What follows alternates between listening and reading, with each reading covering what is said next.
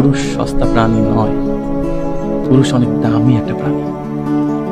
পুরুষ কিচ্ছু চায় না, পুরুষ তার সংসার থেকে এই জীবন বাজি রাখার মতো যুদ্ধ করে বিনিময়ে একটু ভালোবাসা চায়। পুরুষ শুধু শুনতে চাই, আমরা তোমার প্রতি হ্যাপি, তোমার প্রতি খুশি আছি আমরা। পুরুষ দিন শেষে অভিযোগ শুনতে চায় না, কারণ এত যুদ্ধ করে, এত সংগ্রাম করে আবার কাছের মানুষ এত অভিযোগের তীর তাকে ছুড়ে মারবে, এটি পুরুষ সহ্য করতে পারে না।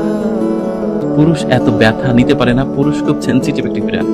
যে পুরুষ নদীর নিচেই ডুব দিয়ে মাছ শিকার করে সেই মাছ বিক্রি করে সংসারে চাল কিনে নিয়ে যায়, সেই পুরুষের কষ্ট সেই পুরুষই শুধু জানে। যে পুরুষ ইট ভাটায় সারা দিন কাজ করে, একটু ধসে পড়লেই একেবারে আগুনের মধ্যে পড়বে, সেই পুরুষও কিন্তু সংসারের জন্য করছে।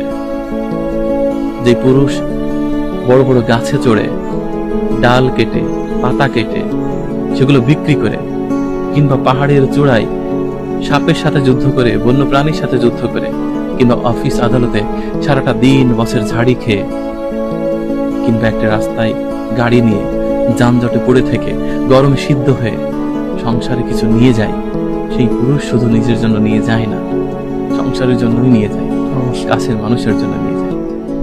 এই পুরুষগুলোর কষ্ট শুধু পুরুষই বোঝে।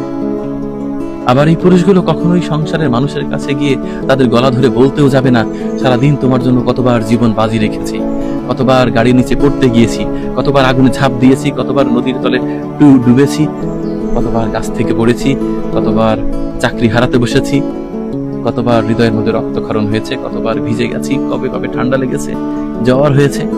কখনো সেই পুরুষ তার কাছের মানুষকে জড়িয়ে ধরে এই উপাখ্যান শোনাবে না। এটি পুরুষের উদারতা।